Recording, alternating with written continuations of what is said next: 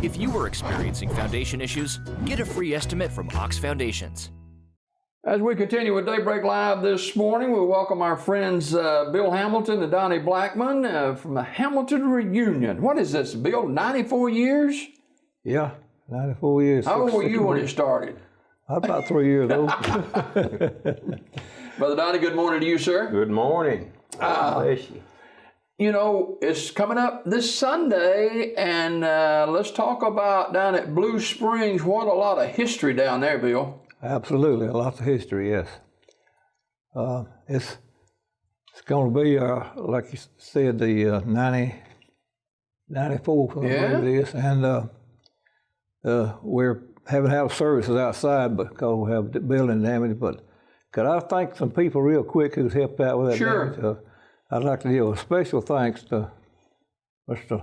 Robert Rumsey, Jerry Fieldings, and Frank Teal. Mm-hmm. They have worked diligently getting the red tape cut to get that church fixed. Very much. And I'd like to thank all three of them people right now. All right. Me also. Brother Donnie, you going to be preaching, I'm assuming? Lord help me, I will. Yeah? Yes, Ask him where he's going to preach. Where you going to preach?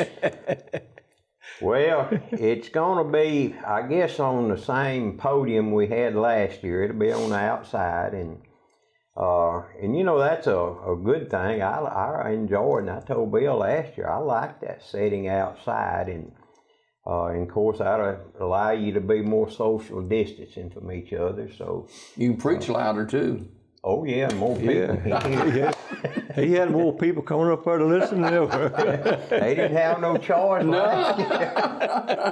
Oh, but the 94th Hamilton Reunion down at Blue Springs, and you know, Bill, that building has been vandalized so many times it's hard to keep up with it nowadays. It is. It's sad, heartbreaking. I don't know why people want to do that. I didn't know there was people like that till I saw. Now that's a historical site, isn't it? Yeah. Now we're working on getting under the umbrella of the Historical Society too. We're not under it now, but we're working on getting that. Yeah. When we get the church built back, and hopefully we can get under the umbrella of protection. Yeah. We'll have more protection then. Now, I'm assuming that there will be plenty of singing to go along with it. I guess you guys will be making a joyful noise, won't you? Oh, yes, sir. Yeah, Donnie usually has some people to come up and turn themselves over to God. Then. Have had that. You ain't asked me to sing not one time. And brother, I doubt if I ever will. Wait a minute. Don't you remember the funeral that time I tried to get you to lead a song down there and you refused, so that was it. That was it, one time and I'm out. So, Bill, who all, actually, I mean, it's the 94th annual, you weren't around when it started, but how did it get started that you know of? Well, in 1926, my oldest brother was born. He was just a baby. Lots of the Hamiltons had migrated from Blue Springs to Shelby County, which is across the river there. And so when that happened, about half of them went over there for farming purposes, real good farming land. Well, they weren't together that much, and the Hamiltons always been a close family. So somebody come up with the idea that we should have a reunion once a year there where everybody could come back and be together, and that's how it got started. Brother Donnie, how did you get plugged into it? Well, family. My grandmother was a Hamilton. Okay. And of course, my mother, I've mentioned this many times, this was one of the highlights of the whole year. And when she first started going, they used the mule and wagons back in them days to get to it. So it's just a very meaningful thing to me, and I like to mention this quite often. And I appreciate Bill carrying on what was begun in the early days. I believe that having the Word of God there and having it preached has kept that reunion. It's been a vital part of keeping that reunion going. Absolutely it has. And so that, I love that. And they had hard times back then. And I was just thinking last night, Bill, and I didn't go and look it up, but it was along during that time back in the 20s, if I'm not mistaken, when we got the COVID now. But they had that Mexican flu back then. Oh, and it was right in that area, I believe. A lot of people died down there. That's right. So we always got hardships, but I'm going to tell you something. We can, when our faith gets weaker than our hardships, and we're in trouble. We gotta keep our faith and keep moving forward. And this reunion is a part of that. There'll be people there, and some probably don't want to hear the gospel, but you know what? As we mentioned, they're gonna get to hear it. And they'll bring some earplugs, but they'll get to hear it. And don't know exactly who all. I know Bill and some of his friends sung last year, and I hope they'll be willing to do that again this time. But it's just a big day, and of course everybody's invited to come, and but you know, it's good to be able to be outside in that, especially now, and you can social yourself from other people. And the weather promises to be cooler too, so that's a good thing. Oh, yeah. Let me mention something about the religious part, since Donnie mentioned that. That's a good point and a good thing. Some 30, 40 years ago, we were winding a day up there at Blue Springs, one homecoming. Brother Alan Jones, who knows, a friend of yours, friend of Donnie's, a friend of mine. He said, Bill, he said, I preached at a lot of churches and seen a lot of homecomings. And he said, I've seen a lot of homecomings die.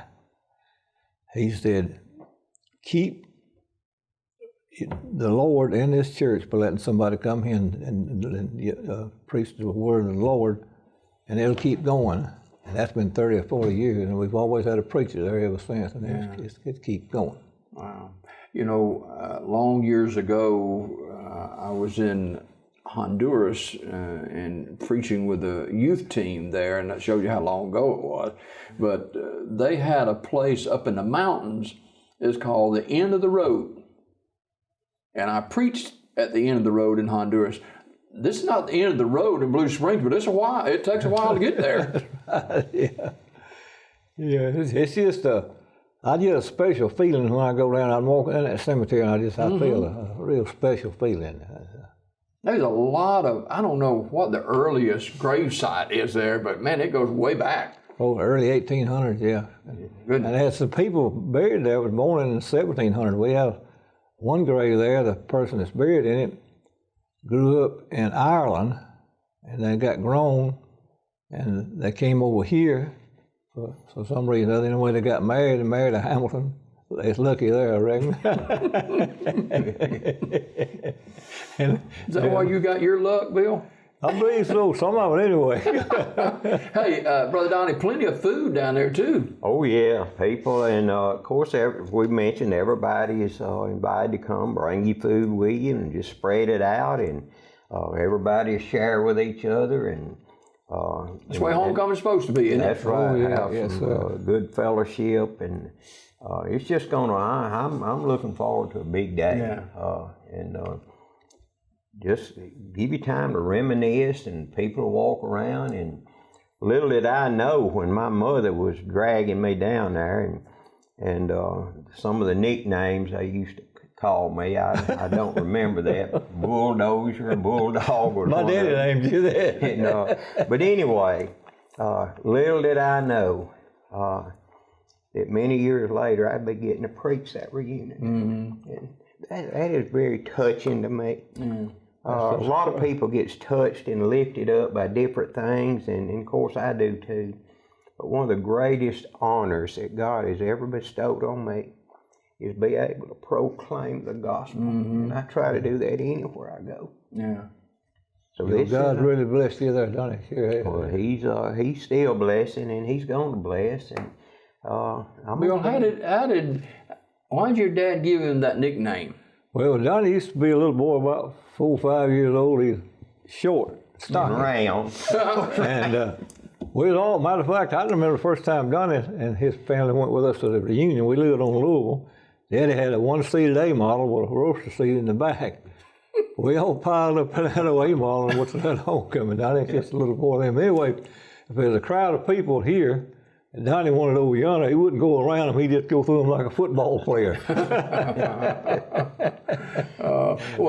To get to Blue Springs, you just get on the Fayetteville Road and go straight, don't you? Yes, sir. Don't make any turns, just straight ahead. Yeah. And what time it start? 10? Yes, sir. Okay. 10.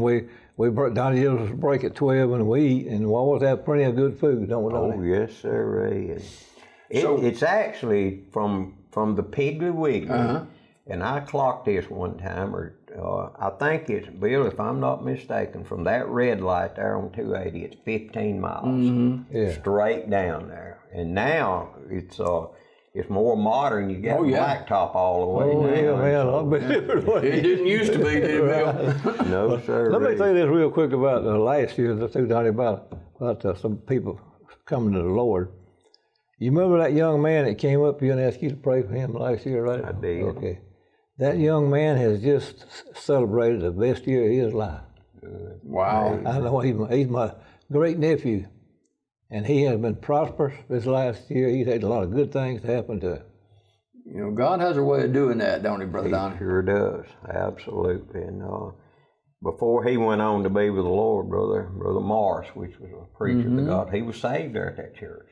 I don't know how many years back, but that church just got some history. So talk about what you know about that church, both of you guys. Go ahead, Donnie, and I'll follow you up. Well, I'd rather follow Bill because he's a historian and he knows. And I will say this about Bill, and a lot of people don't see what goes on behind the scenes sometimes. Bill's a vital part of keeping that, and he'll get the grass cut and get things and get it prepared the best he can. And folks, I'm gonna tell you something. I'm praying that whoever, if it's been in the past or anybody thinking about doing anything to anything that belongs to anybody or God Himself, God is He's gonna strike back. And but people can repent, and I pray that people would do that, and there's been several good memories there. I've had opportunity people to come, and please don't take that I'm putting any kind of roses on myself, because I'm a servant of God, and anything that I accomplish through Him, He's the one that's accomplished it. And we've been able to anoint people that had cancer, and prayed with people, and some of them has gone on to be with the Lord. And one quick thing, and this was a funny thing that'll always be with me.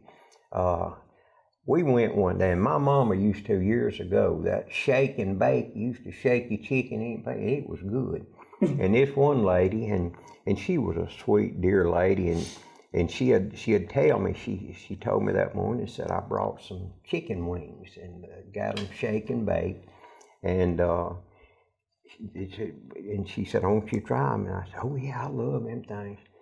But what happened, I grabbed me one of them, and the shaking was good. But when I bit into that thing, I said, Lord, that thing is tough.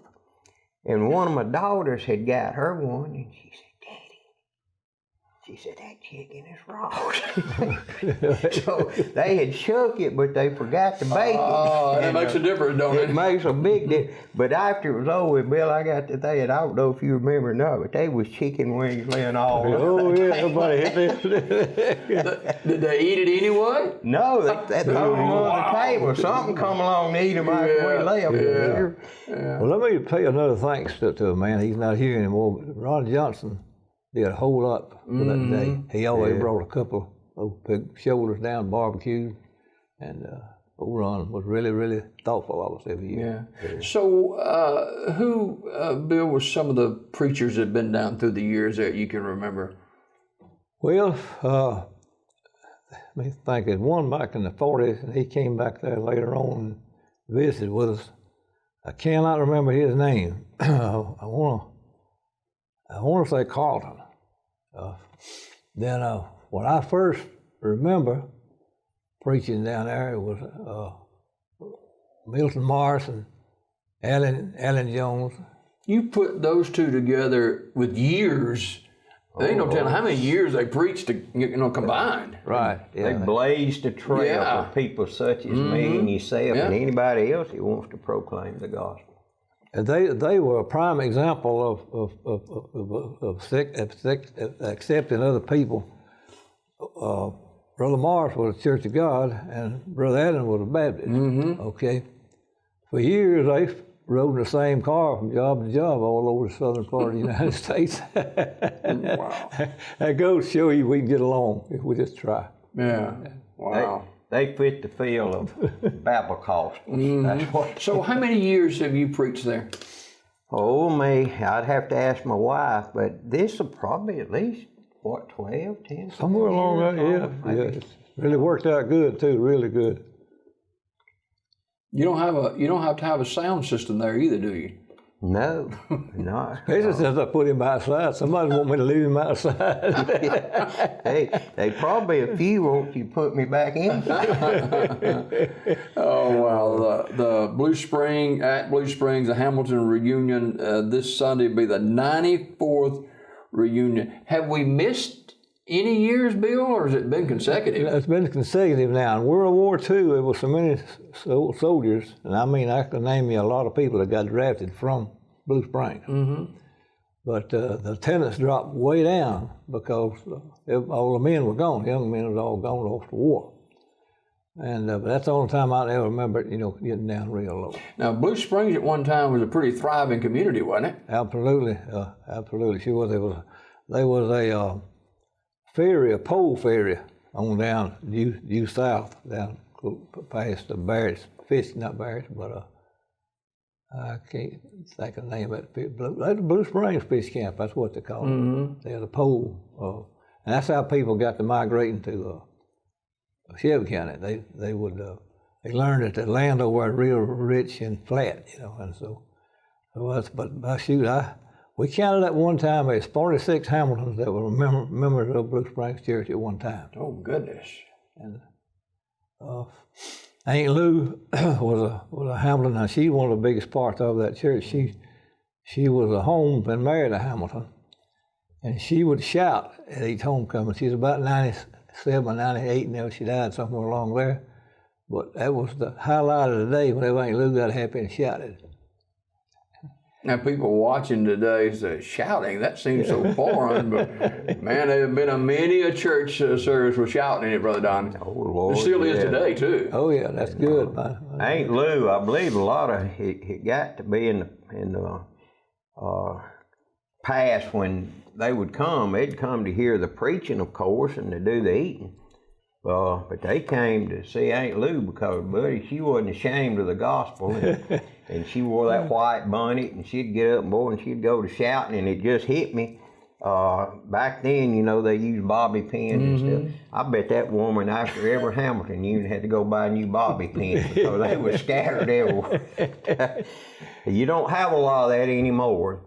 But let me tell you something, people need to realize, and it's changing. It's all over the world. Jesus Christ is the same today, yesterday, and forever.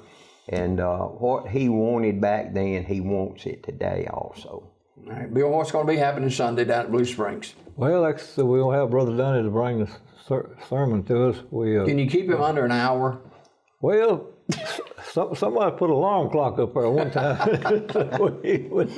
But no, he does great on all of it. He acts like he's just, like he's molded for that.